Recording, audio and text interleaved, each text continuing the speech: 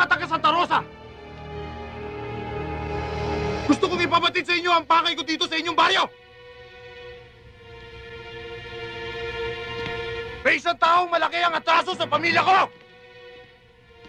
At alam kong susulpot siya rito anumang oras! At alam ko rin kukupkupin niyo siya!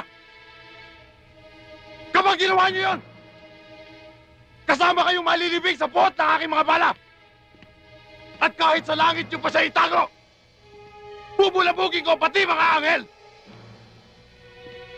Nagkakaintindihan ba tayo mga taga Santa Rosa?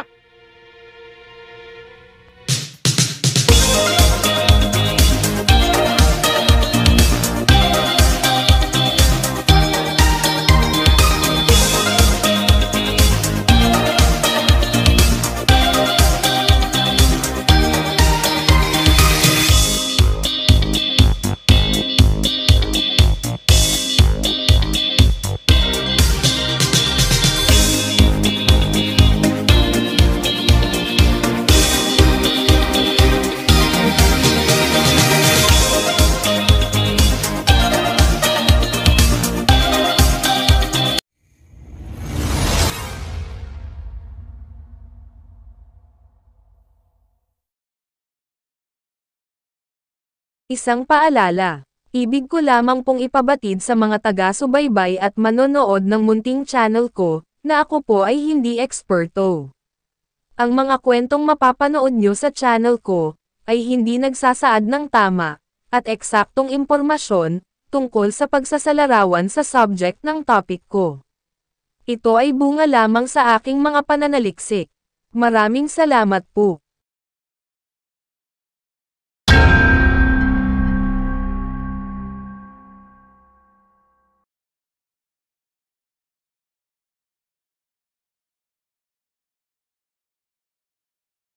Si Julius Angel Abad Ilagan, na mas nakilala sa kanyang screen name bilang, si Jay Ilagan, ay isang kilalang aktor sa Pilipinas.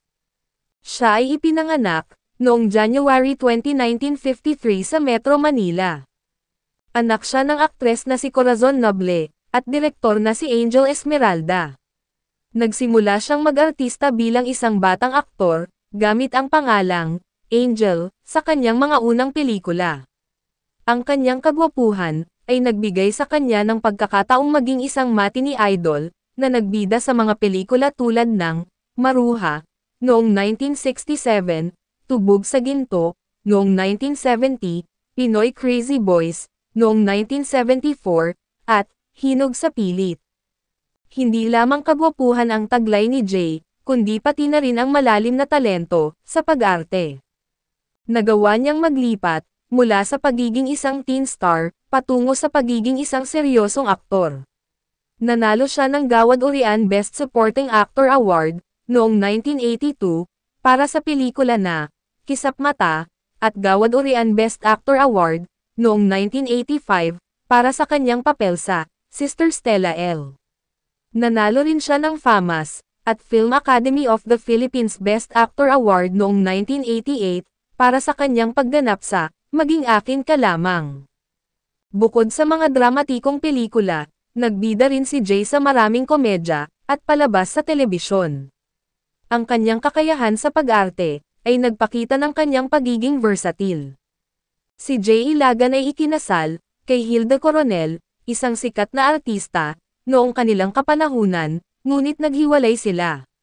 Naging live-in partner naman niya si Amy Austria, isa ring sikat na artista noong kanilang kapanahunan, at sila ay nagsama, hanggang sa kanyang kamatayan. Ilan pa nga, sa kanyang mga pinasikat na pelikula, ay ang mga sumusunod.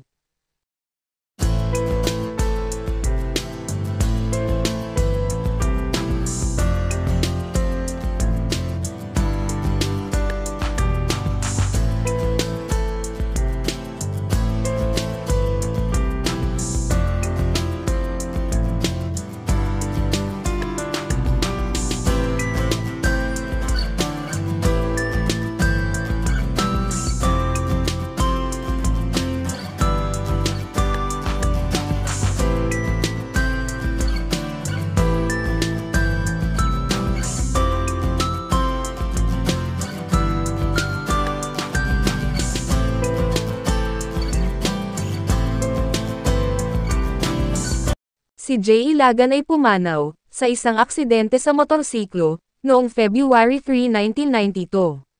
Siya ay pumanaw sa edad na 39 na taong gulang lamang. Ang kanyang biglaang pagkamatay ay nagdulot ng kalungkutan sa industriya ng pelikula sa Pilipinas.